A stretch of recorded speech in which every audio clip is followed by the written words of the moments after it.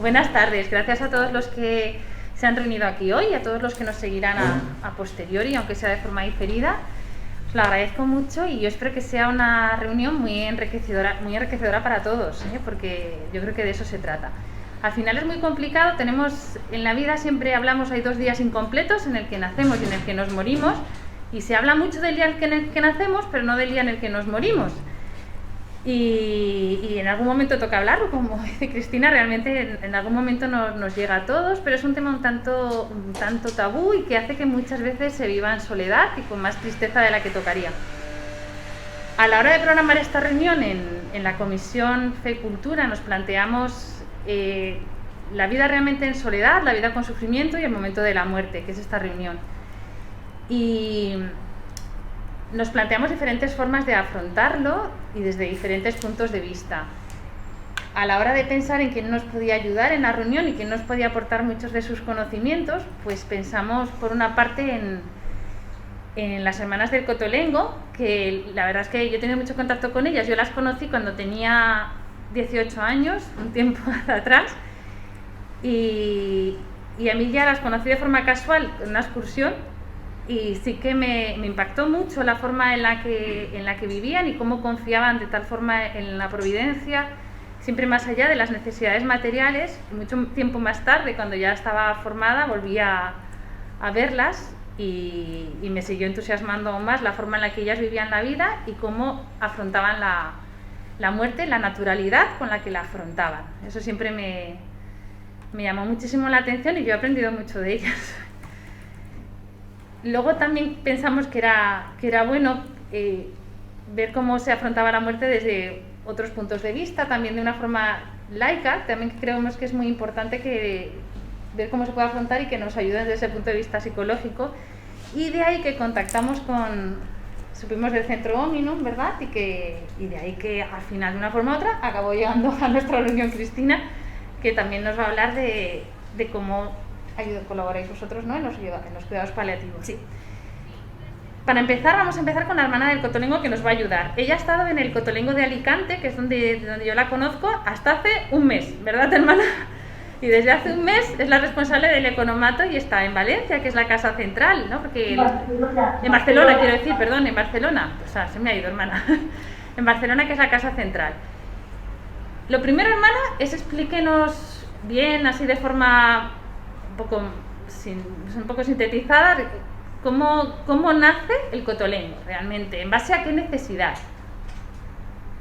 El Cotolengo nace en 1932, justamente fue el padre Alegre, que era un jesuita catalán, pues porque él visitaba a los enfermos de aquí, de esta ciudad, de Barcelona. Se le dio cuenta que en los hospitales, cuando daban el alta, el enfermo ya no tenía cura. Si el enfermo no tenía familia, no tenía posibilidades, iba directamente a la calle. Eso le impresionó mucho. Fue a Turín, conoció la verdad que San José Benito Cotolengo San Haciendaria y dijo: esto es lo que quiero para España. Entonces, con unos amigos suyos, porque él se murió sin ver a cabo, sin ver levantar un Cotolengo, pues empezó Cotolengo por esa necesidad que él veía, ¿no?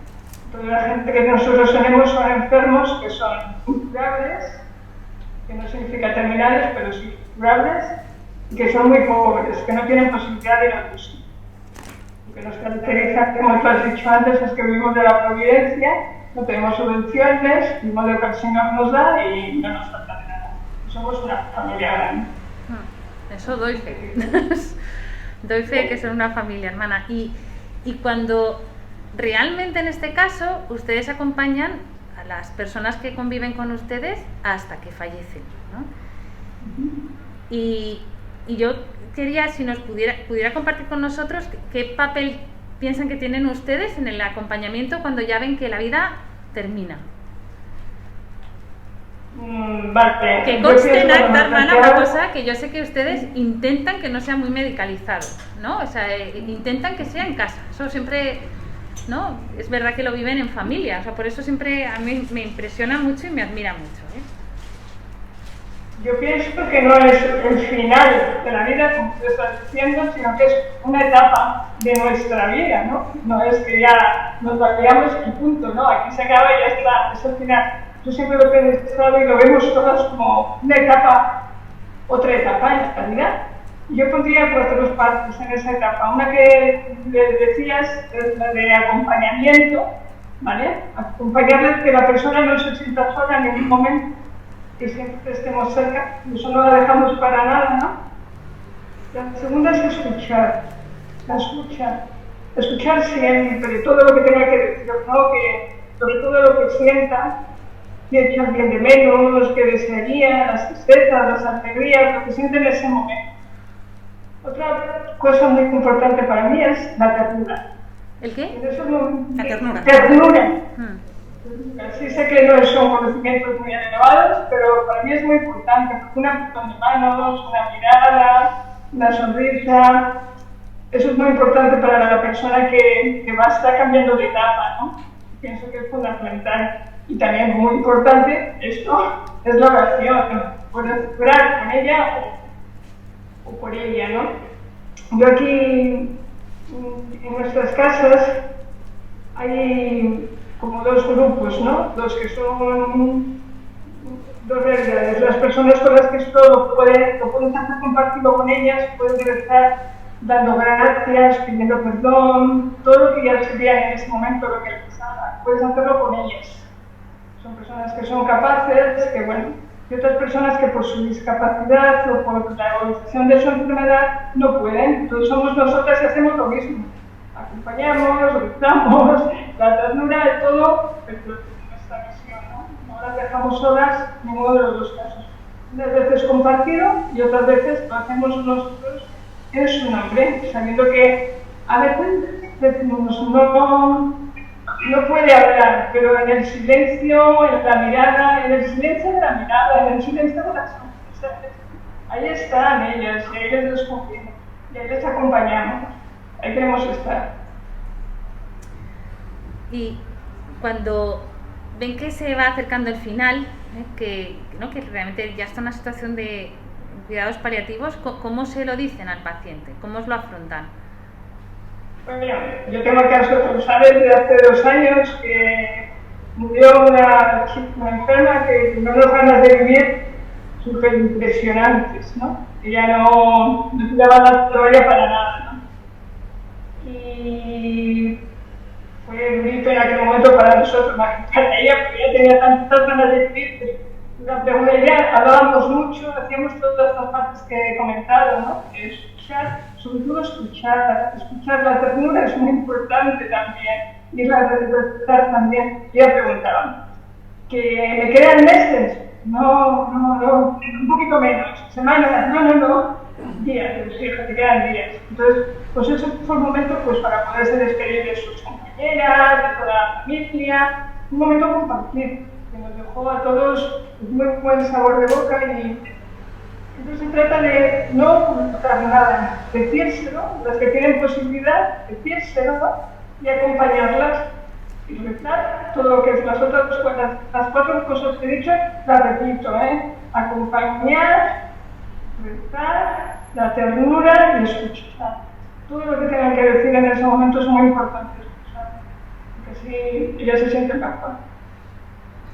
Y de alguna forma se puede vivir de una forma natural el proceso de cómo lo pueden naturalizar al máximo. Yo cuando que cosa que la doctora me pasó la pregunta, que quede claro que me la sé rezar, ¿no?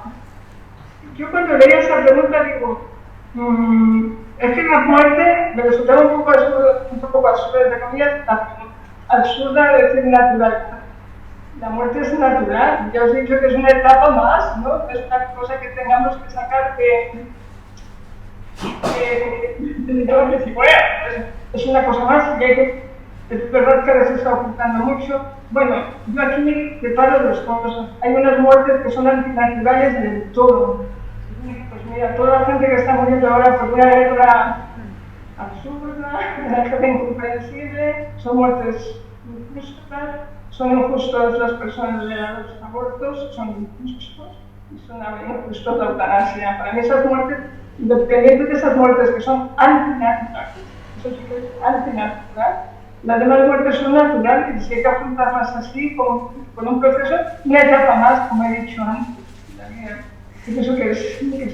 A lo que me refería, hermana, con lo de naturalizarlo. Es que yo una cosa que he admirado mucho en ustedes, creo que es muy difícil a veces cuando, que lo hablamos en la anterior reunión, muchas veces saber en qué momento hay que parar los cuidados, unos cuidados intensivos o quizás más agresivos, ¿no?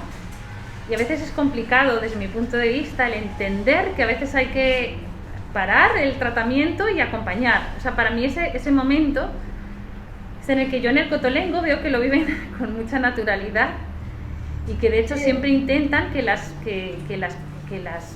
pacientes o que las niñas que fallezcan en la casa. Y eso a mí me ha admirado mucho cómo lo hacen. Me resulta más fácil con ustedes que en el hospital. Es muy difícil en un hospital porque es más frío, ¿no? Y todo eso que he dicho antes. Aquí, pues, esta chica que dijo que falleció hace 2 años, pues todas las compañeras iban a ver, iban a estar con ellas, hablábamos, nos reíamos, ya muy malita, ¿no? Pero lo mejor es naturalizar el proceso, ¿no? Bueno, en cualquier momento que el sufrimiento es mayor que, pues ya te piensas no hacer nada sobre extraordinario, ¿no? Que tampoco estaríamos ahí. Sería también un poco más, eso tampoco queremos en las medidas súper extraordinarias, ¿no? Pero sí naturalizar y acompañar hasta el final, con su naturalidad, y que la persona pueda sentirse acompañada también. Y otra cosa, hermana, yo sé que las personas que viven con ustedes, ¿no?, son pobres, no tienen familia, pero en ningún momento el ser católico es un requisito para la convivencia con ustedes. Entonces, creo que puede ser difícil para una persona que no tenga las mismas creencias que ustedes vivir este proceso y convivir en este proceso. ¿Y eso cómo lo consiguen? En el Cante la verdad es que todas eran españolas. Bueno, había latinas, pero aquí en este Cotolengo donde estoy ahora hay chinos, musulmanes, todas las razas, había así por haber ahí niños preciosos musulmanes, una niña china. ¿Cómo lo hacemos? Pues igual que antes. Yo pienso que las etapas son las mismas. Acompañar, escuchar todo lo que te tengan que decir, a qué personas están teniendo en el momento. La ternura no tiene religión, no tiene razón, no tiene nada. O sea, un apretón de manos, una sonrisa, eso no hace falta que sea creyente, ¿no? Y la oración, pues rezar con él, con el Dios que les cree, es el mismo Dios. ¿Qué más da? Es el mismo Dios. No tenemos problema en eso. Pensamos que es lo mismo. Preguntad vosotros lo que queráis. Espera, hermana, que ahora vienen las que no tenemos. ¿Alguien le quiere preguntar? Porque las hermanas normalmente tienen una vida muy ocupada y la verdad es que les querría preguntar. Perdón, Ana, si me permites.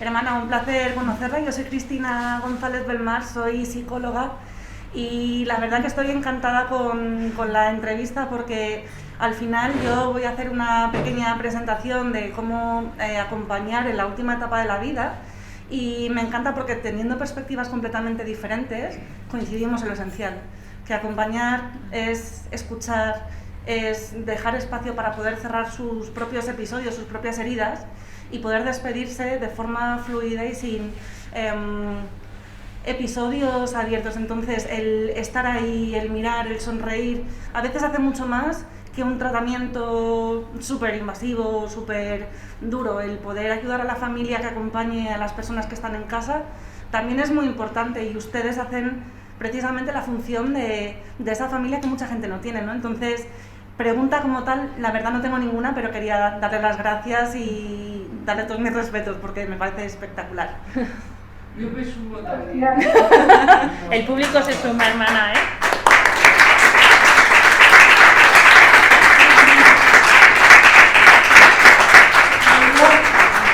Es un lujo poder servirles. Hermana, yo he de decir que he visto desgraciadamente a mucha gente que ha fallecido en el hospital y yo la sensación de que era un tránsito lo he vivido en el Cotolengo. O sea, no fuera. De verdad que yo siempre lo he admirado muchísimo. Pero mucho, ¿eh? O sea, preguntarle una cosita a la hermana Claudia. Hermana. ¿La oye? Sí. Sí. Bueno, no sé si se acuerda de mí. Venga aquí si quiere. Venga aquí y que la vea.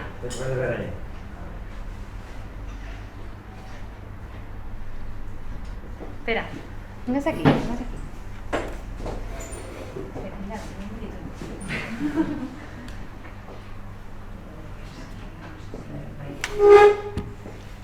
Hermana, ¿cómo estamos? Hola. ¡Hombre! Bueno, con muchas ganas de volver por allí, ¿eh? Pues pero Sí. ya no estoy allá. La verdad es que la hermana Claudia ha hecho ahí, bueno, una defensa, aquello ha puesto un castillo fortificado para que el COVID no entrara y la verdad es que ha logrado que todas salieran para adelante con la que ha caído, ¿eh? Muy bien, pues yo creo que has dicho, hermana, una cosa muy importante y es la naturalidad con el tema de la muerte, pero es algo en lo que tenemos que educar a nuestros hijos también. Yo veo que hay muchas familias en las cuales cuando muere un abuelito o muere cualquiera, a los niños se les aparta un poco para que no vivan ese proceso y es un gran error. Es un gran error separar a los niños de las personas que van a fallecer, separar a los niños de las personas enfermas, porque es que como es rarito, es que nos da cosa, es que los niños tienen que estar habituados también a esas cosas. Mi hija, cuando tuve que preparar la primera comunión, la verdad es que el tema de busca restaurante, busca vestido, me daba un poquito de rabia. Entonces se me ocurrió que la mejor manera de preparar a los 4, era llevándolos por el Cotolengo y que aprendieran a darle de comer a las personas que había allí. Y entonces desde chiquitines iban y hicieron amistad con varias de las pacientes de allí y ya les gustaba, cada uno iba a darle su ratito la comida, tenían sus charlas y fue muy, muy educativo. De hecho, una de mis hijas me decía que en la residencia donde estudiaba había un chaval con síndrome de Asperger que lo tenían un poquito apartado, pero que ella, como había tratado con las autistas del Cotolengo, pues que ya no le daba apuro tratar con este chico, tenía otra naturalidad con él. Y en el tema de la muerte pasa igual. Si nosotros no acostumbramos a nuestros hijos a que se acerquen al lecho de muerte del abuelito, o que se empinen y le den un besito cuando ha fallecido, que estén presentes, que lo vivan como un momento más que además puede ser muy enriquecedor, extremadamente enriquecedor, porque si esos momentos se viven con intensidad y en profundidad, pues son momentos que conectan mucho con Dios. Entonces, rompo una baza por lo que has dicho, que creo que está muy bien y te apoyo. Todo lo que has dicho, la ternura fundamental, pero esa naturalidad, ese acostumbrarnos, creo que es muy importante y que además hay que trabajarlo no solo cuando llega el momento, sino desde chiquitines, hacerlos que sepan convivir con la muerte que está presente, igual que la enfermedad en lo que es nuestra vida. Bueno, un saludito, me ha hecho mucha ilusión verte. Gracias. ¿Alguien más quiere? ¿Alguien más quería hacerle alguna pregunta a la hermana? Venga, Manolo. Espera, hermana, que yo No te muevas, desde aquí mismo. Hermana, buenas noches. Su experiencia de acompañar en la enfermedad a los enfermos, ¿le está ayudando a preparar su propia muerte? ¡Ole! Claro. Qué buena pregunta. Sí. Dale. Totalmente, porque lo que he dicho de que la muerte como una cosa natural es verdad, no es una cosa, una etapa un final, ¿no? Es el principio de... Entonces sí que me está ayudando y mucho. Porque ahora cuando María José decía que enseñar a los hijos, yo en el Cotolengo, que he visto siempre desde el principio, que las enfermas, cuando fallece una de sus compañeras, va, le dan el beso y todas quieren ir a la misa, y todas quieren ir aquí, todas quieren ir allá. Y quieras que no, eso, después de tantos años, se te mete dentro, ¿no? Yo murió mi mamá hace 2 años, hace un año, y murió en el Cotolengo, que me fui de circunstancias, no de Madrid. ¿Y cómo fueron las compañeras al estar con ella? Mis hermanos, por ejemplo, que eso no lo tenían como muy claro, se quedaron desbordados, ¿no? Les impresionó esa compañía. Pero porque a las chicas o a las enfermas les sale espontáneamente. Esto es una cosa natural, no hay nada más. Y claro que uno se tiene que ir metiendo ahí en ese papel. Ya te lo hacen meter ahí, es muy fácil seguirlas a ellas.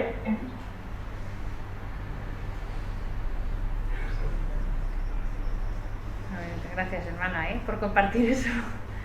Nada. ¿Alguien más queréis hacer alguna pregunta? ¿Quiere hacer alguna pregunta?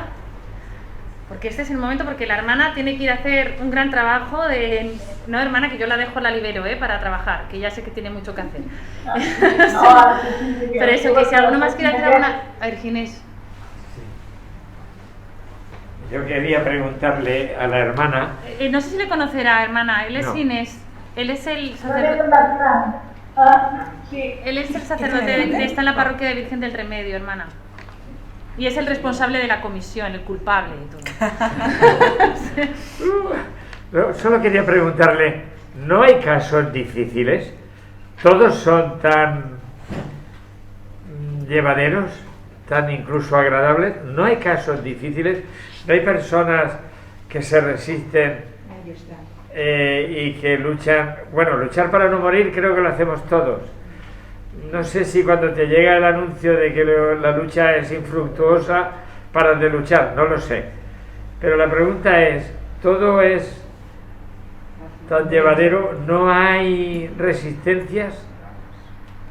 A ver, el caso que yo os he contado hace 2 años era una persona que le costaba muchísimo irse a morirse. Pero yo creo que todo lo que he dicho, si tú acompañas a la persona, si la persona no se siente sola, y eso no le tapa más, no un final, sino una etapa más, esto no hay cosa. Hombre, no todo es tan bonito, pintado de rosa como puede parecer, ¿no? Quizá lo pasamos peor los que estamos con ellos que ellos ya como que sueltan. Yo creo que cuando sienten que estás cerca, cuando ya saben que, claro, ¿qué pasa con nuestras enfermas? Que son enfermedades crónicas, que están enfermas de siempre. Pero si ellas saben que tú estás cerca, que no las dejas, que la mano la vas a tener sujeta todo el tiempo hasta que se vayan a otra parte, ¿no? Entonces, pues eso yo no he visto ningún caso así súper dramatísimo en esta casa. Muy elocuente. La oración es muy importante también. Es que la oración es muy importante. La oración es muy importante. Por también. supuesto. Eso también. ¡Claro! Hermana, ¿cómo han suplido los abrazos que no se han podido dar con el COVID?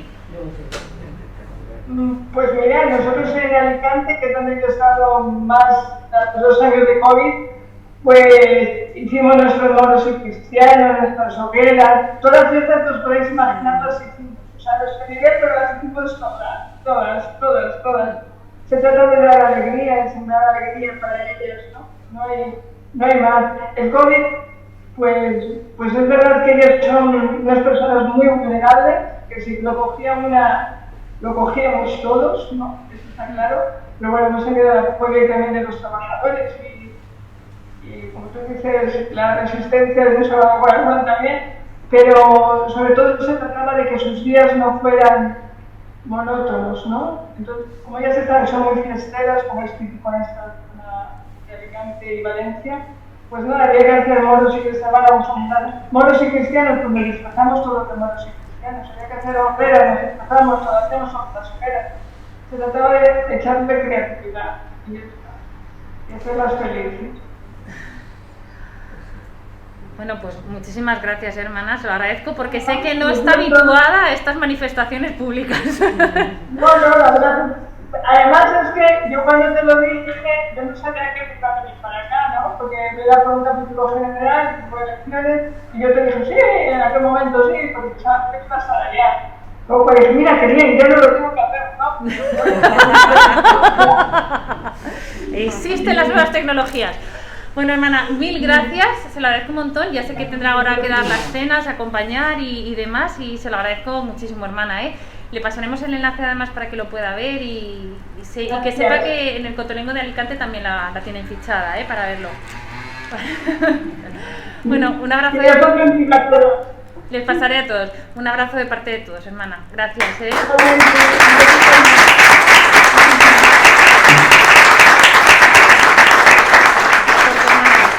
Gracias.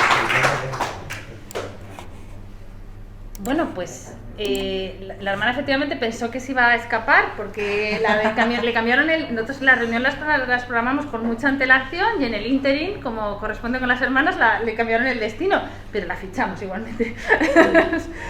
Afortunadamente tenemos las Eso le he dicho, que no se puede librar con las nuevas tecnologías. Bueno, y en este ínterin, que gracias la hermana, la verdad que ha sido muy complejo porque para las hermanas, ellas viven en una situación, ellas viven en su familia y es verdad que no están acostumbradas a hacer manifestaciones públicas. Ginés dudaba de que lo fuera a hacer, ¿eh?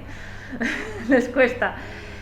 Pero bueno, y ahora también pensamos que era bueno afrontar la muerte desde otras perspectivas, porque no todo el mundo vive en una casa como es el Cotolengo, sino que la mayor parte de la población afronta el final de la muerte muchas veces sola. Y nos planteamos también un abordaje desde el punto de vista, ¿no? pues laico también, que creo que es importante, ¿no? Y de ahí que contactáramos a veces con una carambola, que casi que nos enteráramos también de la existencia del Centro Ominum, que os pidiéramos colaboración y que finalmente ellos nos dieran tu nombre, Cristina, que además estamos muy contentos, y que tú eres la psicóloga que trabaja en el Centro Ominum para acompañar como cuidados paliativos al final de la vida, en la recta final de la vida, pero pacientes de forma normalmente ambulatoria, ¿no? Que están en su casa. Bueno, tú explícanos bien. El proyecto está empezando y, bueno, en principio Ominum tiene la finalidad de acompañar a las personas que están en tratamientos paliativos y vamos a ir a asistirles a su casa.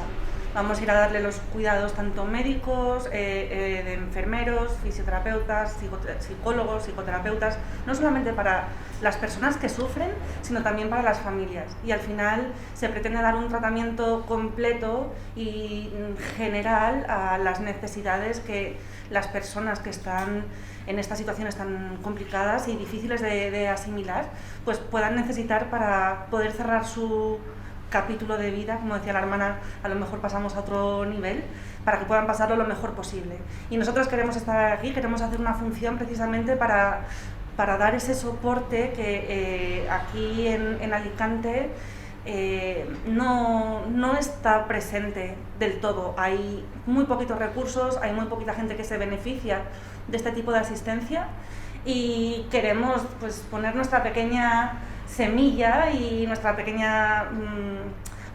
grano de arena para facilitar también a estas personas que están en estas circunstancias tan complicadas.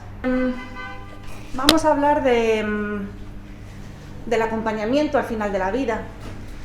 Mi nombre es Cristina González Belmar, soy psicóloga sanitaria y coach personal y por circunstancias estoy colaborando con la Fundación Ominum, cosa que me hace mucha ilusión porque creo que es una gran oportunidad para poder acompañar a estas personas, como os he estado explicando antes, y al final pues aportar a la sociedad algo que me parece que es realmente importante.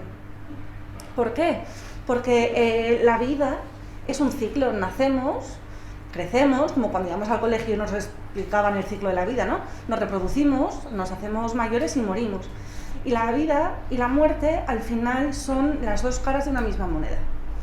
Nosotros muchas veces en la sociedad no nos damos cuenta de que por las tendencias que se van marcando cada vez tiramos más balones fuera. ¿Por qué? Porque es verdad que es un tramo que puede ser difícil, desagradable, porque nos encontramos en momentos o en circunstancias que podemos... ¿No se oye bien? A ver si así se oye mejor, ¿no? Ah. Vale, bueno, levanto un poquito más la voz. ¿Me pongo de pie? Sí, bueno, no pasa nada, yo grito un poquito más, a ver si se me oye mejor al fondo. Como os estaba diciendo, en la vida muchas veces, por lo rápido que vamos, por las tendencias que se nos marcan, nos olvidamos de procesar aspectos importantes como este, ¿no? Y realmente cada vez más damos como más importancia a lo estético, a la diversión y al placer rápido, momentáneo, y vamos dejando como atrás aquellos aspectos que no nos generan esos tipos de sensaciones o de sentimientos positivos, porque cada vez echamos, como digo, más balones fuera y no gestionamos de forma adecuada emociones que son necesarias para la vida, como puede ser la frustración, el miedo, la desesperación a veces, y estas al final tenemos que aprender a lidiarlas porque forman parte de nosotros como especie. Necesitamos saber cómo reaccionar ante este tipo de emociones. Y resulta que las emociones al final no hay ni buenas ni malas, todas son absolutamente necesarias para que podamos funcionar bien. Al final, dentro de todo el encuadre en el que vivimos, tenemos que tener claro que en la vida tenemos, que yo tenga en mente ahora mismo, dos grandes certezas. Uno, como hemos dicho, que nacemos para morir, y dos, que el cambio forma parte de la vida. La vida constantemente nos está haciendo cambiar cosas. El teléfono, trabajo, el ciclo de la vida, el ciclo de las familias, al final vamos quemando etapas, nos encontramos con cambios y cada vez estos van más rápido, con lo cual tenemos tanto que gestionar, tenemos tan implosión de información que muchas veces nos olvidamos de mirar, oye, para adentro, para decir, ¿qué me pasa? ¿Cómo estoy? ¿Qué necesidades tengo? Porque todos tenemos abuelos, todos conocemos a gente que puede estar pasando un mal momento, que puede atravesar una enfermedad, y esos momentos al final son como un choque de realidad que muchas veces no sabemos gestionar, pero que al final, como decía la hermana, forma parte de la vida. Y ahora tenemos la responsabilidad de hacernos cargo de las circunstancias, de los problemas que nos puede traer la vida, y convertirlos en retos, para poder ser más proactivos, tener una mejor actitud y tratar de confrontar la realidad tal y como es. ¿Para qué? Para conseguir confrontarla y obtener resultados que sean mejor para todos, que nos permitan hacer las circunstancias un poquito más agradables. La hermana mencionaba la ternura y me parece que es un factor súper importante para alguien que está sufriendo, porque una mirada amable nunca va a hacer daño, al contrario, puede ser un gran elemento de alivio, un gran elemento de conexión, una gran sensación de empatía y de acompañamiento. Entonces, no quiero hacer una charla donde os cuente aquí los aspectos de la psicología, cómo entiendo yo el acompañamiento en esta última etapa. Me gustaría que vosotros, en el sentido que consideréis, me vayáis parando y participando. Pero yo quiero lanzaros una pregunta. ¿Cómo conceptualizamos la muerte? Porque claro, para mí me resulta muy importante saber qué es lo que estoy trabajando. Pues, por ejemplo, en psicología, yo cuando vienen pacientes y me dicen, yo es que quiero ser feliz. Vale, todos hemos venido para ser felices, pero para ti exactamente, ¿qué es la felicidad? Es un concepto muy abstracto. Vamos a saber qué es lo que tenemos que definir, qué es lo que tenemos que conseguir y vamos a trabajar para conseguirlo. Ahora, cuando nos enfrentamos a la muerte, no solamente es que nuestro corazón deje de funcionar, que nuestro cuerpo se apague. Hay muchas más implicaciones. ¿Qué implicaciones tiene para ustedes, para vosotros la muerte? ¿Cómo la concebimos? Porque, y os dejo ya hablar, anteriormente las personas ancianas eran sabias. Ahora no. Antes era una parte más de la vida. Ahora es algo que pretendemos posponer cada vez más y la ciencia nos acompaña. Y los avances médicos y tecnológicos nos hacen la vida mucho más larga y con mucha mejor calidad. Ahora, no podemos inventarnos una vida de inmortales, tenemos que aceptar que esto va a venir. Y esto que va a venir, ¿qué significa para nosotros? ¿Qué implicaciones tiene? ¿La muerte qué es? ¿Es un tránsito? ¿Es el fin? ¿Es volver a la tierra? ¿Es dolor? ¿Es sufrimiento? ¿Es despedida? Porque llevo 6, pero ninguna de ellas son sinónimos, me refiero, son opciones diferentes. Y las opciones diferentes se gestionan de forma diferente. ¿Os habéis planteado qué implicaciones tiene el hecho de tener que afrontar este tipo de circunstancia, la muerte no solamente personal, sino la de los seres queridos?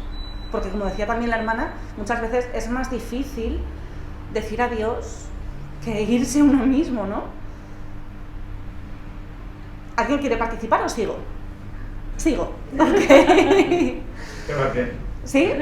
Fenomenal, pues no dejo la carrerilla. Me gustaría compartir con todos vosotros algo que estoy trabajando constantemente, que es la filosofía estoica. Porque me parece que desde la antigüedad se llevan haciendo aportaciones absolutamente maravillosas que son muy importantes y que nos pueden ayudar a gestionar este momento tan complicado como puede ser la muerte de una persona querida o incluso la nuestra. Y es que los estoicos planteaban lo que se llama el memento mori, perdón. ¿Lo conocéis? ¿No?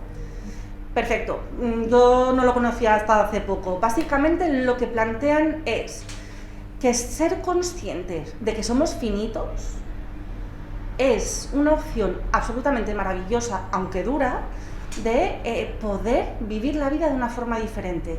Y os planteo 4 premisas. Tener urgencia por vivir, querer disfrutar, tener sed de vivir el presente. Y yo que estoy en el área de la psicología, en el área de el funcionamiento del comportamiento, la mente, últimamente se habla mucho del mindfulness, de la respiración, ok, eso está muy bien, pero muchas veces lo decimos de boquilla y luego no lo hacemos. Entonces, tener urgencia por vivir es vivir el presente y tratar de buscar aquellas cosas que nos hacen sentir bien, que nos hacen tener un sentido, que nos hacen beber, absorber, aprender, compartir, disfrutar. Las diferentes cosas que tenemos, porque todos, por difíciles que sean nuestras circunstancias, tenemos cosas por las que dar gracias. Y está científicamente comprobado que la gratitud y la felicidad están muy unidas. ¿Somos agradecidos? Espero que sí, pero siempre podemos serlo más. Entonces, invito a que por las noches o por la mañana llevéis un diario de gratitud, porque al final, ¿eso qué va a hacer? Va a hacer que nos fijemos en las cosas buenas, porque muchas veces nos fijamos tanto en las cosas malas que, oye, pues aparece la ansiedad, el estrés, y vivimos en una sociedad que no es por la sociedad, es porque es nuestra realidad, donde los trastornos ansioso-depresivos forman parte de nuestro día a día. Por lo tanto, el memento mori, tener urgencia de vivir, relativizar problemas y preocupaciones, porque cuando nos revolcamos como los cerditos en el suelo, en el barro, al final, ¿qué podemos pretender obtener? Pues darle vueltas a la misma historia. ¿Somos resolutivos? No. Entonces, vamos a tratar de cambiar el chip, vamos a tratar de jugar con la actitud, jugar con el trabajo en equipo, porque el trabajo en equipo somos animales, somos seres sociales, somos seres gregarios, y el apoyarnos unos en los otros hace que la carga se divida y se haga más liviana. Entonces, otro ítem de los que quiero compartir con vosotros es valorar lo que es realmente importante. Muchas veces perdemos perspectiva y hacemos de un grano de arroz una montaña. Pues vamos a tratar de valorar con una perspectiva realista, pero optimista, nuestra propia circunstancia, nuestros propios problemas, porque así podremos reenfocar y podremos reanalizar y podremos obtener otra información que a lo mejor hemos pasado por alto o que estamos dando por sentado. Y luego, y esto hay una frase de Eleanor Roosevelt que a mí me gusta mucho, y es que el pasado es historia, el futuro no está, el presente es lo que tenemos y se llama presente porque es un regalo. Vamos a tratar de disfrutarlo y sacarle el máximo partido para hacer que nuestra vida pues tenga sentido. La vida tiene pues sus, los americanos llaman bolas curvas, aquí nos dan limones, ¿no?, que son amargos y hacen pues vivir sensaciones un poco particulares, y tenemos que aprender a lidiar con ellas. Y bueno, desde Ominum trabajamos con cuidados paliativos, con personas que están con una enfermedad crónica o con una enfermedad cuyo desenlace próximo es la muerte. Y en esos momentos el mundo se cae abajo y es absolutamente normal. Hay una psiquiatra, me parece que es Elizabeth Kubler-Ross, que la conoceréis supongo, que trabajó mucho el duelo. Y es que preguntaba a la hermana si no había ningún caso dramático cuando le echó la pregunta. Pues en las etapas del duelo tenemos que considerar dejar la puerta abierta a la negación, que es un mecanismo de defensa, pero que puede generar mucha ira. Y la ira se contempla. Es importante que la podamos sacar y la podemos gestionar para poder llegar al proceso de aceptación, que es la última etapa del proceso de duelo. Y si no se atraviesa bien o no se llega a la etapa de aceptación, podemos tener un problema serio, y es generar un duelo no resuelto. Y este duelo no resuelto, ¿qué va a generar? Que vivamos con una carga que pesa mucho y es muy dolorosa de forma constante en el tiempo. Señores, vamos a ser conscientes de nuestra realidad, y si tenemos que vivir la ira, no tengamos prejuicios, porque es natural. Si tenemos que quejarnos, patalear, llorar, por favor, dejad que salgan ese tipo de emociones, porque son importantes para que podamos tramitar, para que podamos digerir este tipo de información. ¿De momento hasta aquí va bien? ¿Sí? Pues cuando estuve en un psiquiátrico en México, aprendí una oración que me llamó mucho la atención y es muy conocida, seguro que os suena. Dice: Señor, concédeme la serenidad para aceptar todo aquello que no puedo cambiar, valor para cambiar lo que soy capaz de cambiar y sabiduría para entender la diferencia. Qué importante plantearse esto todos los días para tener una visión mucho más pragmática, para no cargar nuestra mochila de cosas que no dependen de nosotros y para afrontar con todos nuestros recursos aquello que sí que podemos. ¿Y qué podemos hacer con las personas que están en este tipo de situaciones, con trastornos crónicos o en situación de tratamiento paliativo? Pues vamos a hacer que su tiempo aquí con nosotros sea lo mejor posible. Porque evidentemente habrá que llorar mucho, el dolor será difícil de llevar, hay muchas circunstancias muy hostiles, pero estas personas, como todos, tenemos necesidades. Y muchas veces el no querer hacerle sentir mal es como que se le trata de forma especial. ¿Y eso qué hace? Que se encapsule, porque claro, ¿cómo va a hablar de que se siente mal si luego va a generar daño a los que tiene cerca? No. Entonces, la familia o los acompañantes por una parte no quieren molestarle y el otro no quiere molestarle, y al final lo único que hace es que ni la familia ni la persona que está sufriendo la enfermedad pueda tramitar y pueda gestionar su realidad bien.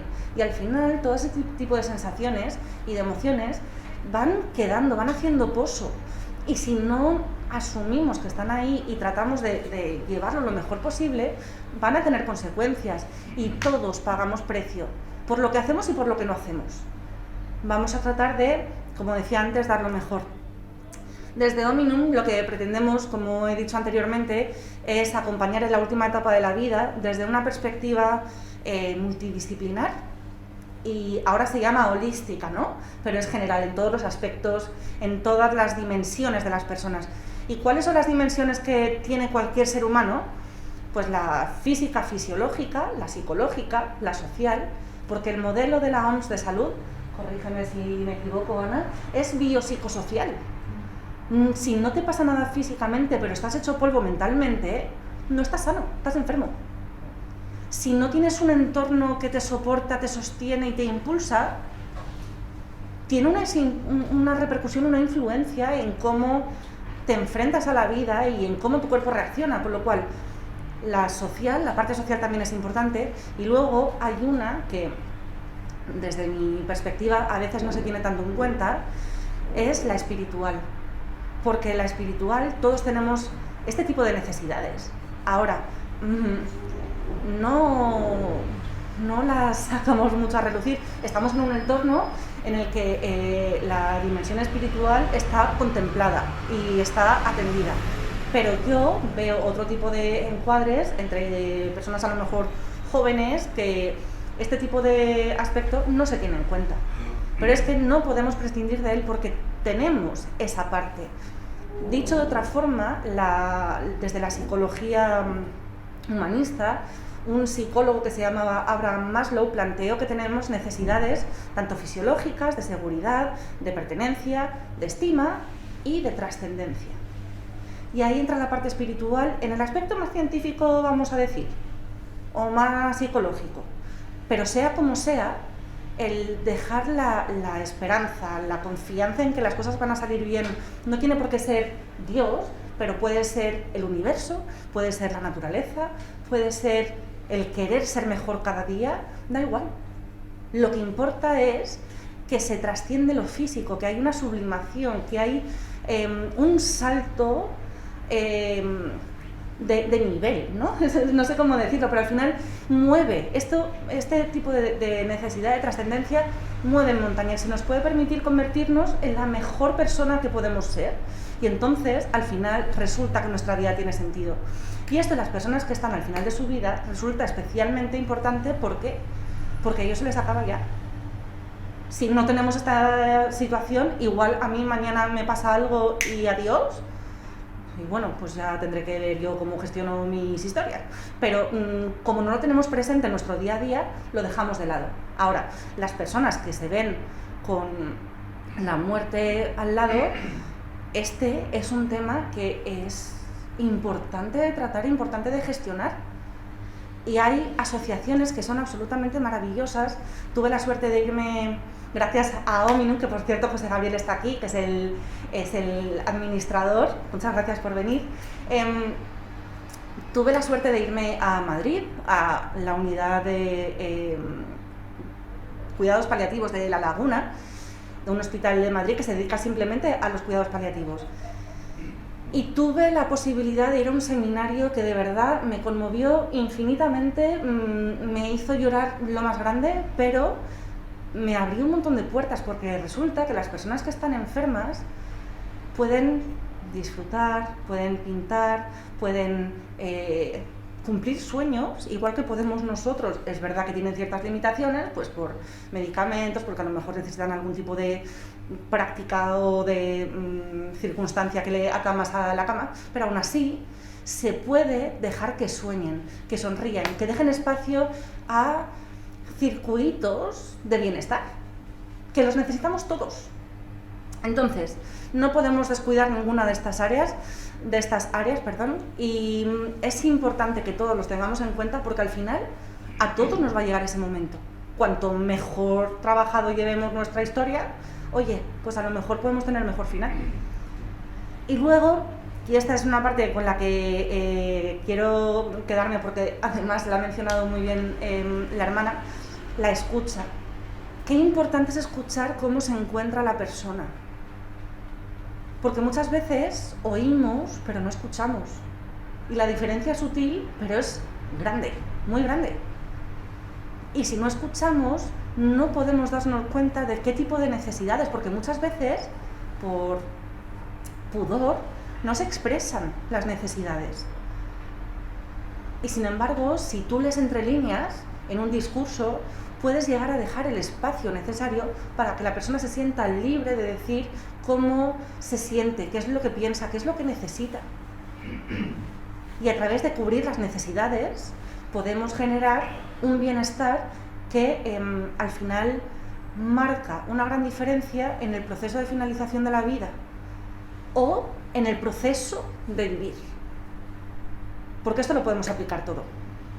Sabemos lo que necesitamos. Trabajo con personas y de verdad que no lo sabemos. En general. No digo que ustedes, aquí vosotros, no. Pero de verdad que no somos conscientes de qué es lo que queremos, cuáles son nuestros deseos, porque vamos tan rápido que no dejamos tiempo a esto. Pero es que, al final, estos deseos, estas necesidades son las que nos mueven.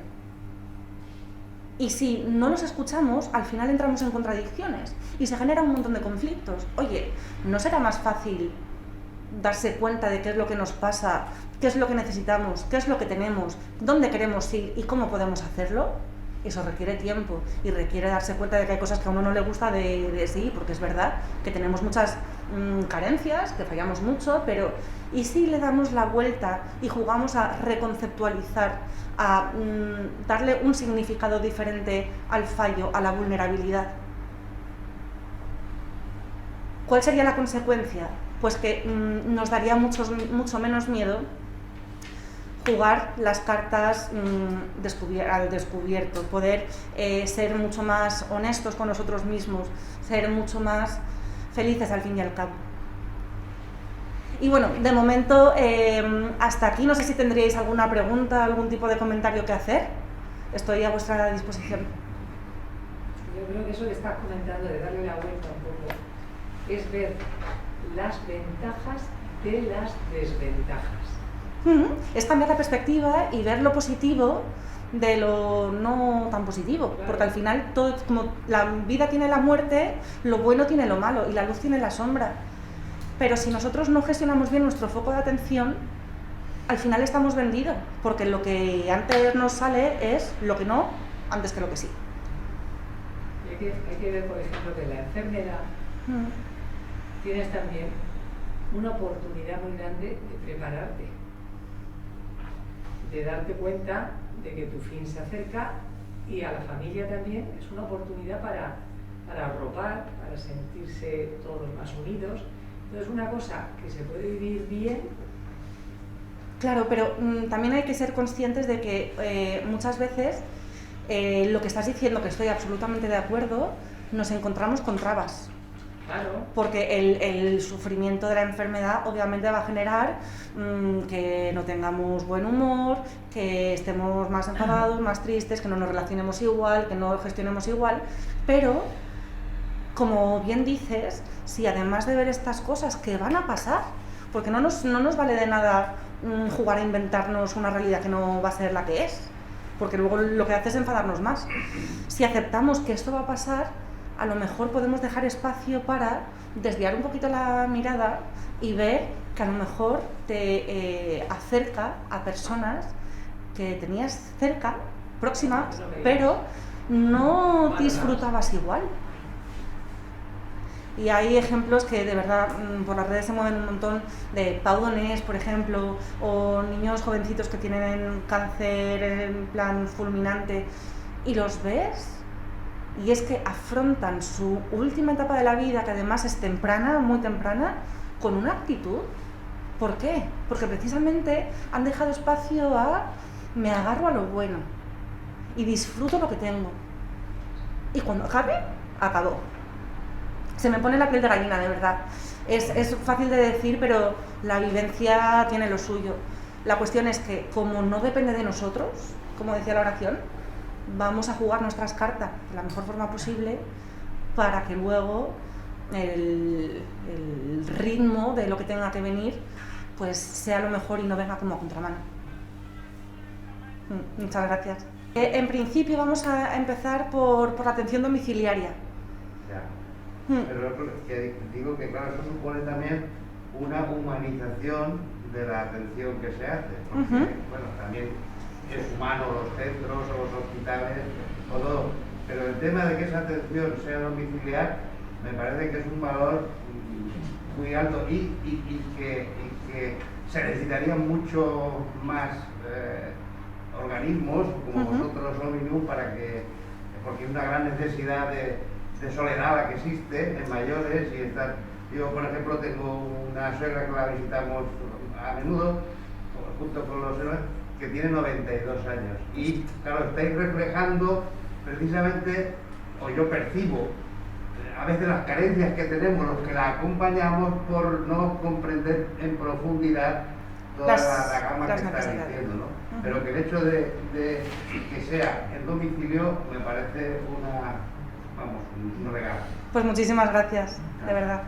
Yo también quería poner en valor, que me parece importante de lo que has dicho, la cuestión de cuidar al cuidador. Yo creo que cuando en una familia a las que todos nos ha pasado llega un periodo de estos, es como si pasara un tanque por encima de nosotros y deja arrasado la moral de todo el mundo. Me parece que la idea de cuidar al cuidador es fundamental, porque es verdad que esta persona que se va se deja, es lógico que pida cariño, tú te exprimes más de lo que puedes, pero tú ¿dónde recargas? Te quiero decir, la higiene de cuidarse al cuidador me parece fundamental. Y aplaudo profundamente la atención globalizada, porque me parece que nada de lo que se trate de manera sesgada puede llevar a un buen puerto, como tú has dicho, que es fundamental la atención psicológica, la atención espiritual, la atención física, por supuesto el tratamiento del dolor, absolutamente todo. Pero ojo, y de verdad agradezco muchísimo la visión, repito, de cuidar al cuidador. Gracias. Un tema completamente ¿Sí? distinto. Quería saber tu opinión acerca de las conocidas como experiencias cercanas a la muerte. Si te has tropezado con alguna de ellas, con alguna persona que las ha tenido, y cuál es tu opinión profesional sobre ellas. Pues no he tenido la suerte de encontrarme con ninguna experiencia de este estilo. Me encantaría poderla conocer de primera mano, pero al final creo que nuestra realidad es tan subjetiva. ¿Quiénes somos nosotros para decir que un tipo de vivencia como esta, si alguien la ha vivido y la ha sentido de esta forma, no forma parte de la realidad? Al final, sé que a lo mejor es un poco abierto, muy poco definido, pero parto de la base de que las objetividades, desde mi punto de vista personal, son minorías. Al final creo firmemente en el que las vivencias, tal y como las sentimos, tal y como las vivimos, si son importantes para nosotras, en el momento en que yo paso a trabajar, a colaborar con esa persona, forma parte también de su realidad y por lo tanto también es importante para mí. Sí. Quería plantearte si en este proceso de aceptación del proceso de la muerte, que todos evidentemente tenemos que interiorizar, si has encontrado que a veces dentro de una familia, con toda la buena intención, la propia familia está dificultando esa aceptación, porque el enfermo quizá lo tenga asumido, pero la familia, no, si esto se supera, si esto es una maravilla, si esto...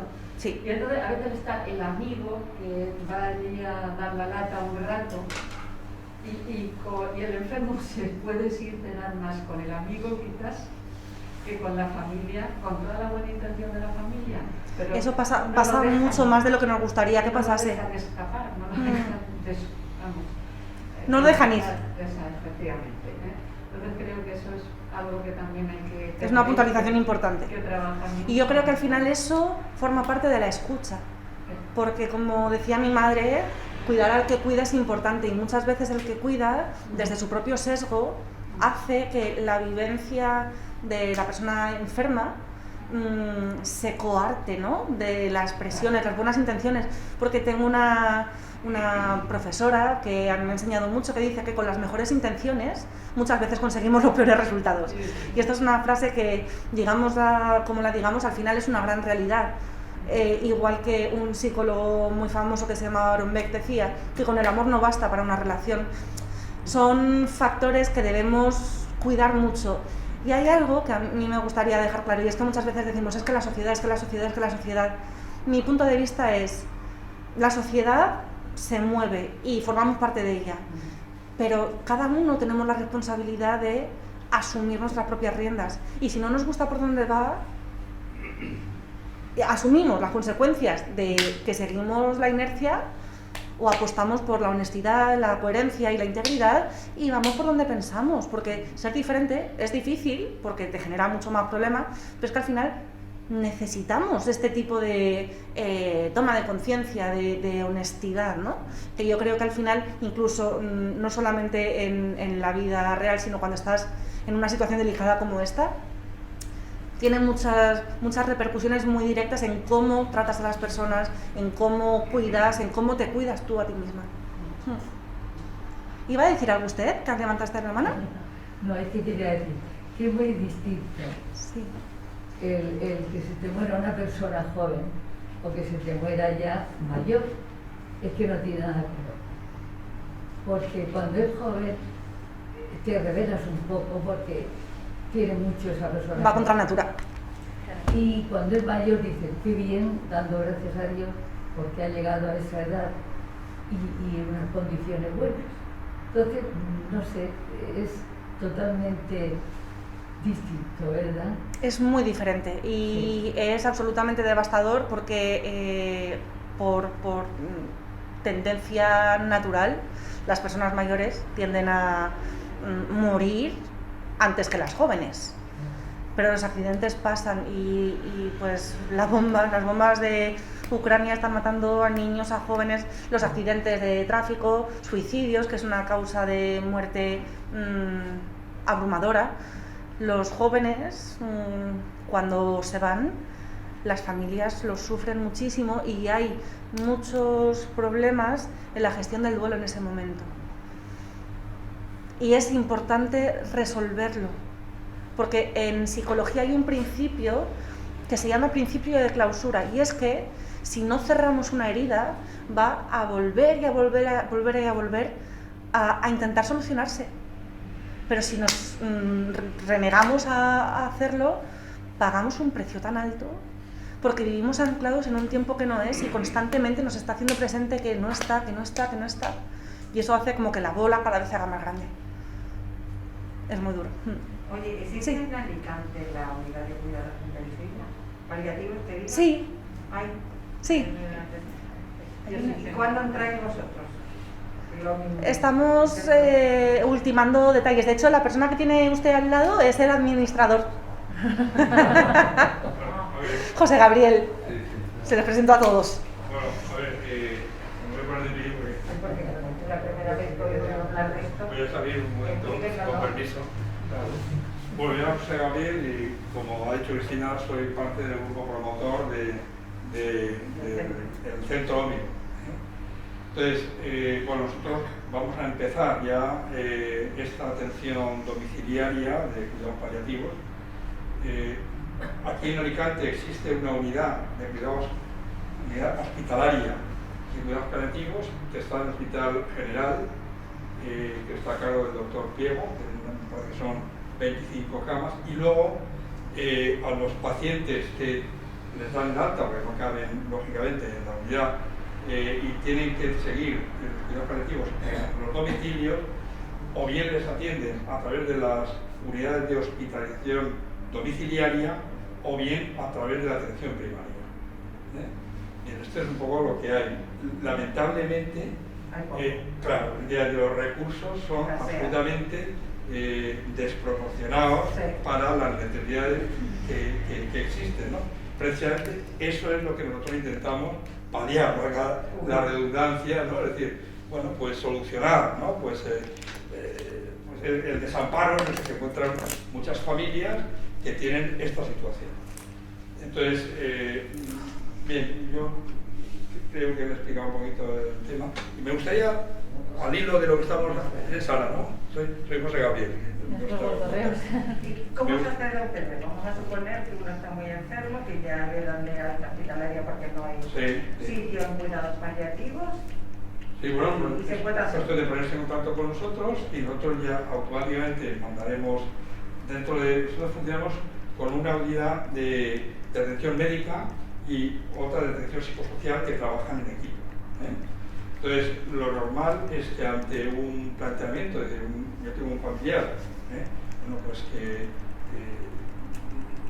entiendo que no llegan a atenderle lo bien que yo quiero que le atienda, entonces se pone en contacto con nosotros, nosotros mandaríamos un médico, el médico haría pues la historia, en fin, ya empezaríamos con toda la historia clínica y establecería un plan de acción con la familia, pues de visita, tanto de médicos como de enfermería, como de psicología. Y también, lo muy importante, en el acompañamiento, que es el tema del voluntariado.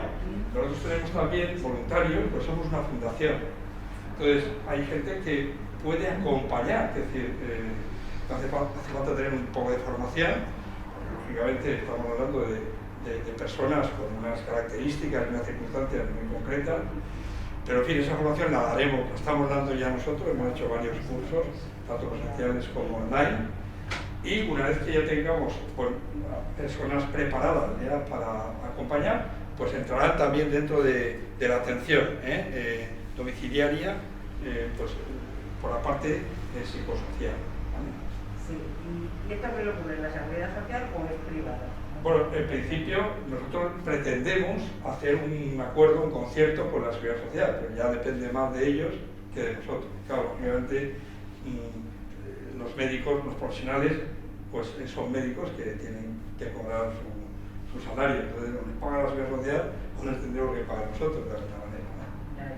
Pero en fin, la verdad es que las tarifas que nosotros en principio vamos a poner son tarifas muy... o sea, nosotros no tenemos que rendir cuentas a ningún capital, porque somos una fundación. Por lo tanto, lógicamente, lo que queremos es que se sostenga simplemente la unidad. ¿Llevo alguna tarjeta por si alguien necesitaría... Sí. Bueno, hay unos folletos abajo de ¿Sí? los folletos. Fenomenal. Fenomenal. Entonces, quería simplemente decir dos cositas y me callo ya. Es al hilo de lo que estamos hablando del acompañamiento, porque me parece que es muy importante salir muchas veces la palabra ternura y creo que es fundamental, pero yo ampliaría esto con dos más, es decir, que es el consuelo, la ternura y la esperanza. Es decir, al paciente, pues ese proceso de acompañamiento tiene que ir un poco pues como enmarcado en esas tres palabras, ¿no? El consuelo, la ternura y la esperanza. Te voy a contar una anécdota y ya con esto me callo. Porque al final, si no, se queda todo como muy en el aire. Entonces, esto es una anécdota real que ocurrió precisamente en el Hospital Laguna, que he estado unos días. Pues había un paciente que ya entró allí, lógicamente, pues desahuciado, pues ya en la fase terminal de la vida, bueno, y estaba relativamente bien, ¿no? Pero en fin, por el proceso, Entonces iba a verle, pues atenderle por una enfermera, que ya con el tiempo llega un momento en que ya, pues efectivamente, ¿no? Lleva en la cabeza, ¿no? Ese profesional, pues ese consuelo, de hablar con él, atenderle, padecer con él, luego pues tratarle bien, con amabilidad, con cariño, ternura. Y bien, llega un momento en que se genera pues una amistad, ¿no? Esa amistad de benevolencia. Entonces, en un momento determinado, pues la enfermera se dio cuenta que este hombre ya estaba más para allá que para acá, no suelo decir, ¿no? Y pues ella tenía claro, porque en fin, ella estaba intentando pues que viera al sacerdote, porque en fin, bueno, pues dentro de ese, bueno, acompañar y estar pendiente del paciente en todas sus dimensiones, también la espiritual, pues ella tenía este interés de oye, ¿por qué no? Antes de que fallezca, veas a él, ¿no? Y bueno, no sabía cómo entrarle y ya le vio mal y le dijo, Manuel, por ejemplo, es decir, usted ha sido viajante, ¿no? Y dijo, sí, yo he sido viajante toda mi vida, he viajado por toda España vendiendo frigoríficos y vendiendo enciclopedias. ¡Qué bien, qué bien! ¿Y por qué no se prepara usted para el último viaje?, le dijo la enfermera. Y este hombre cambió de cara y le dijo: mire, yo la última vez que pisé una iglesia fue en el año 36 y fue para quemarla.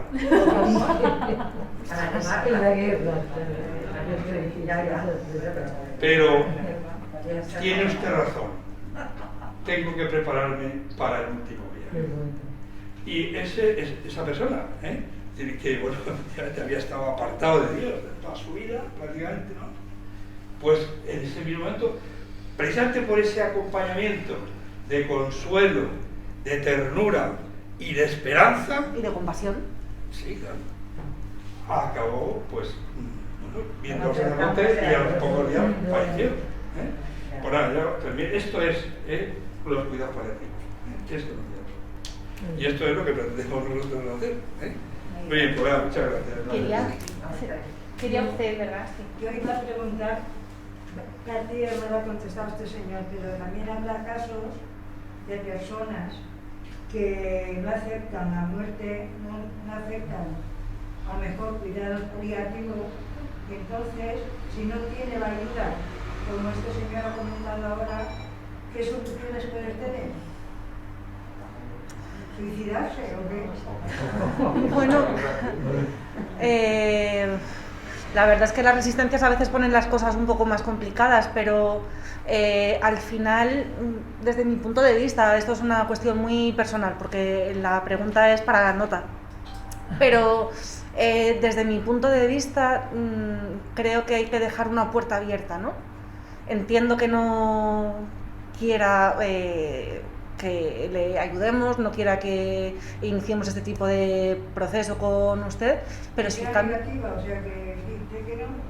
Ya, pero el dejar una puerta abierta, creo que deja como una especie de hilo de luz que en algunos momentos no lo cogerán, y lo único que queda, lo que les sobra es llegar a terminar sus días de la forma que tengan que ser, o cuestionarse, que se cuestionen en la soledad y en el sufrimiento y en el dolor, y que abra la puerta a hacer las cosas de otra forma. Y yo creo que esto, cuando tienes una resistencia, intentar obligarle, lo único que va a hacer es que se tire más para atrás.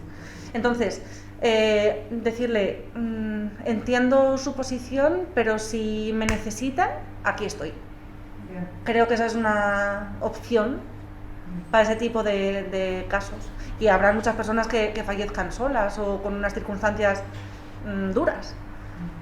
Pero es que si alguien no quiere, como si alguien viene a terapia, si una persona viene a terapia y no quiere trabajar y viene porque se lo imponen, no va a hacer el trabajo. También podría ser un suicidio, ¿no? Porque si no acepta el cuidado profesional y en el religioso es negativo, pues entonces... Claro, pero si no tiene a nadie que se haga cargo y que se pueda hacer cargo de él a nivel judicial, que ¿cómo se llama? Se me ha escapado la palabra en este momento. ¿Perdón? Sí, que la tutela la asuma alguien, esa persona tiene capacidad de decisión, por lo tanto, lo que él decida, que se va a hacer, claro.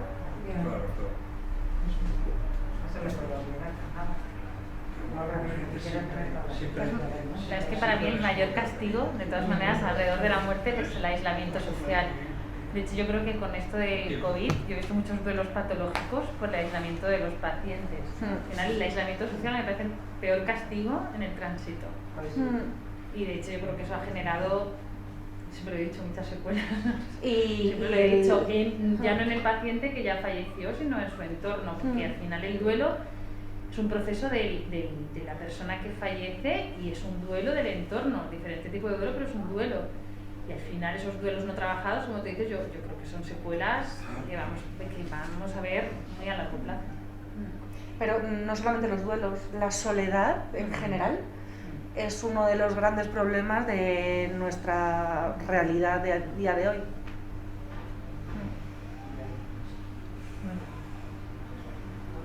Hay un fenómeno que es lo contrario al suicidio. Es cuando la persona está en una situación terminal y no se quiere ir y se resiste a morir y lucha psicológicamente para no morir. ¿Esto realmente es así? Es decir, ¿puede una persona, porque yo lo he visto alguna vez, en algún caso? Recuerdo, el que más me impactó es un caso de un señor que no se quería ir y los 3 hijos dicen: venga papá, suéltate ya y vete, porque estaba sufriendo. Y fueron los hijos los que le animaban a que se fuese. Suéltate ya, suelta la vida, suéltala y vete. A mí me impresionó. Es que impresiona. Ese fenómeno de resistencia a no morir, y a pesar del sufrimiento yo no me voy y no me voy, ¿es real?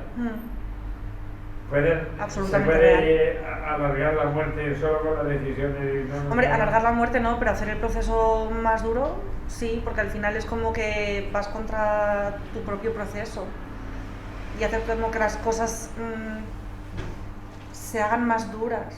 Al final es miedo, ¿no? Sí.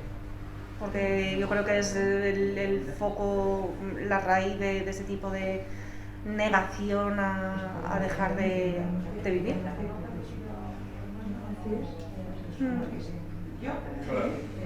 Yo quería compartir que yo creo que en la muerte hay 3 Ds que son malditas.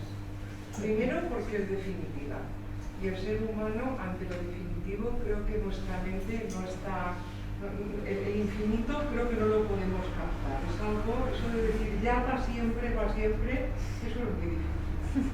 Tenemos el dolor, el tránsito al dolor. Y el tránsito al dolor es lo que verdaderamente, en mi caso, por ejemplo, a mí me horripila.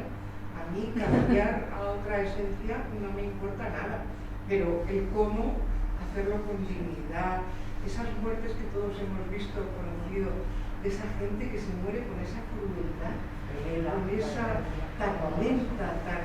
Y por último, el que la muerte está negada. O sea, socialmente yo creo que en nuestro paquete cultural arrastramos una negación a la muerte que la hace ser todavía más dolorosa. Porque efectivamente, como decía esta chica, nuestros hijos intentamos apartarla y para nosotros es algo con una connotación cultural tan horrenda que lo único que hace estamos apartando un problema para que luego nos venga de frente. Es muchísimo más inteligente ir avanzando con ella y decir: hija mía, si me voy a encontrar contigo, porque aún no se sabe de nadie que se haya quedado aquí para demuestra. Entonces, esas 3 Ds, el definitivo, el dolor y la no sé, ahora se me ha olvidado el adjetivo, pero el negarla, me parece que son las 3 cosas que hacen de eso un proceso que explica un poco lo que yo creo que decía este señor. Hay gente que tiene tanto miedo que se agarra, que no se quiere ir, pero porque no tiene esa serenidad de decir: la he conocido, tiene que venir y me ha tocado la hora, ¿no? De todas formas, es que el miedo a la incertidumbre es un problema que no solamente en cuanto a la muerte, porque lo desconocido al final es incertidumbre, ¿no? Que se repite constantemente y precisamente por eso muchas veces como que lo vamos postergando para evitar encontrarnos con él, porque también como que el asumir que somos finitos, que tenemos una fecha de caducidad, duele. Es horrible. Menos mal que no sabemos cuándo nos vamos a morir.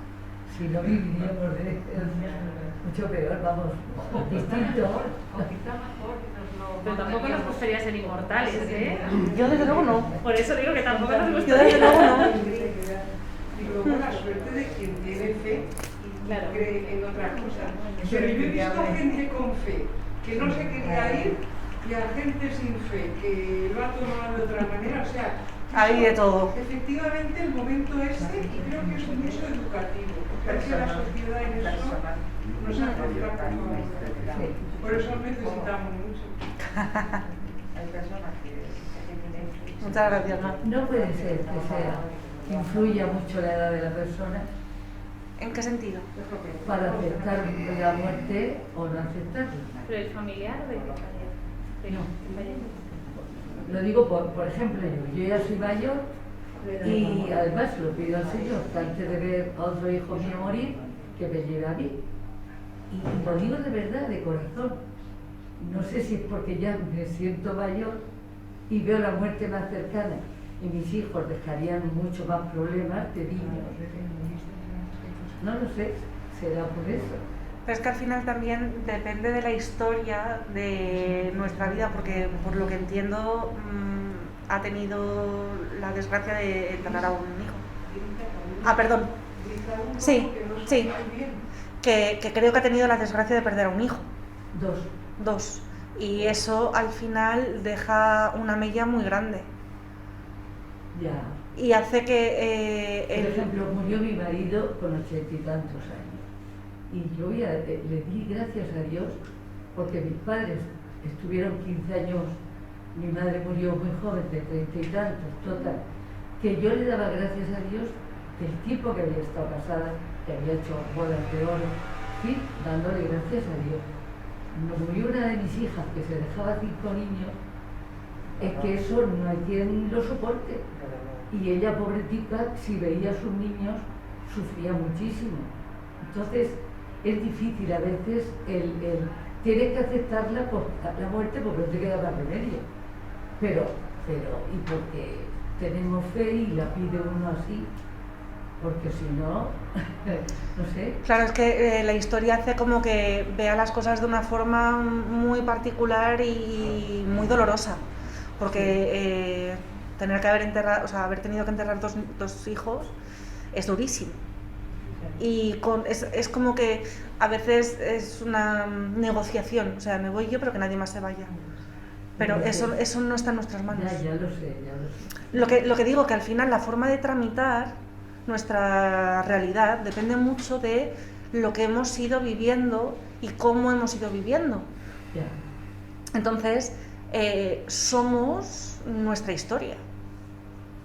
Y el dolor hace que usted plantee la muerte como, por favor, primero que me lleven a mí, que no me lleven a otro hijo. Por eso digo que hay mucha diferencia, por lo menos para mí, no sé, todo el mundo. Si una persona se te muere mayor, sabes que es ley de vida, y entonces lo aceptas, es que es normal, no te vas a quedar aquí de silencio. Pero cuando es joven te cuesta más aceptar. Es que es muy difícil. Pero te cuesta. Es muy difícil. Si ya te pones con los niños, ya entonces es que te mueres, vamos. Bueno, con los niños pierdo la cabeza. No es peor que Yo solamente quería saber cuándo vería el final del mundo. La niña tenía 1 año y medio, se nos cayó en una piscina y se ahogó. Y yo perdí un poquito. La carética mía no, porque ahora con mi hija, con 40 y tantos años, pues he estado muy triste, me da sin nada pena. Pero mi cabecita estaba ahí en su sitio. Pero con la pequeñita, no. Hombre. Los accidentes es que son más difíciles de asumir. Yo creo que de aceptar. Pero vamos, soy una persona que sigo para adelante. Y ole por usted. Estoy feliz a pesar de tener 2 personas arriba, o 3 o 4, mucha gente. Y ya me uniré con ellos alguna vez. Pero la actitud que tiene es de verdad buenísima.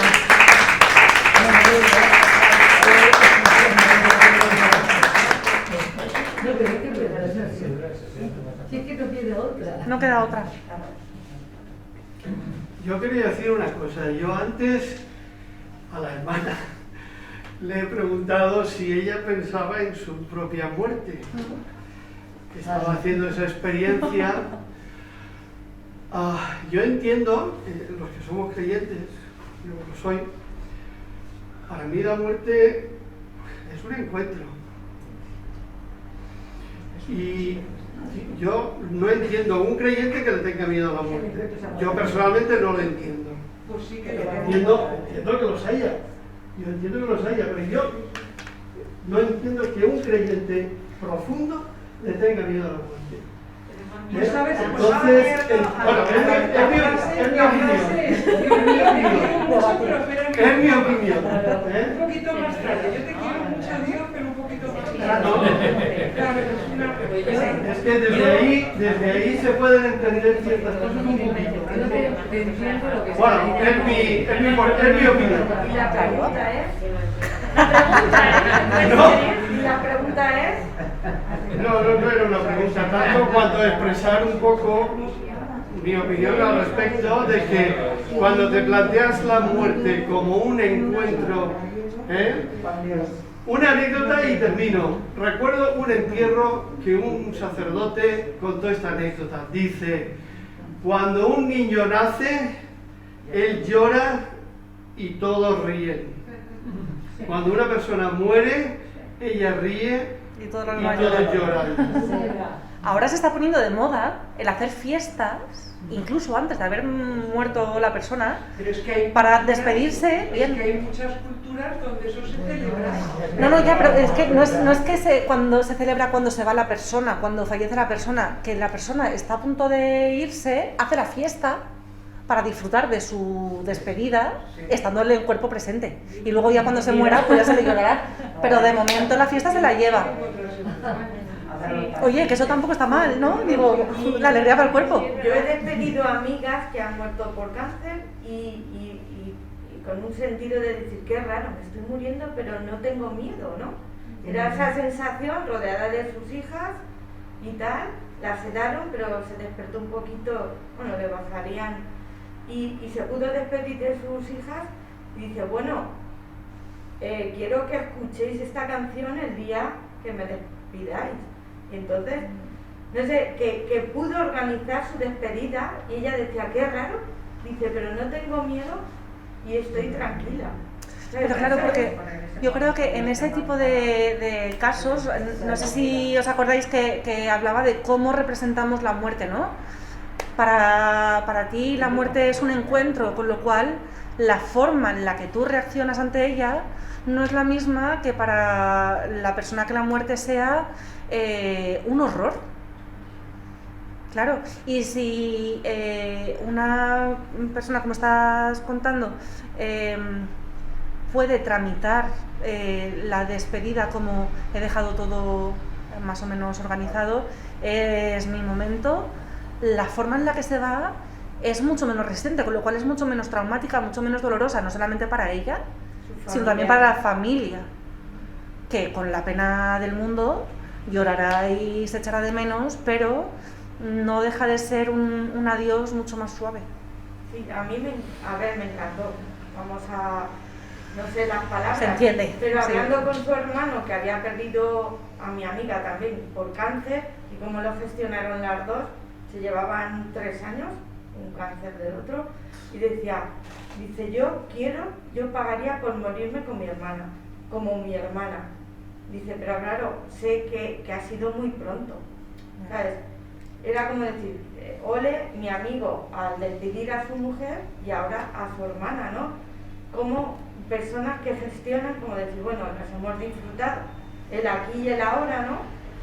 Y bueno, pues ojalá tenga yo esa despedida, esa gestión de mi etapa en la vida, ¿no? Claro, pero entonces, con este tipo de propósito, al final puede prepararse y preparar a su entorno para cuando llegue el momento.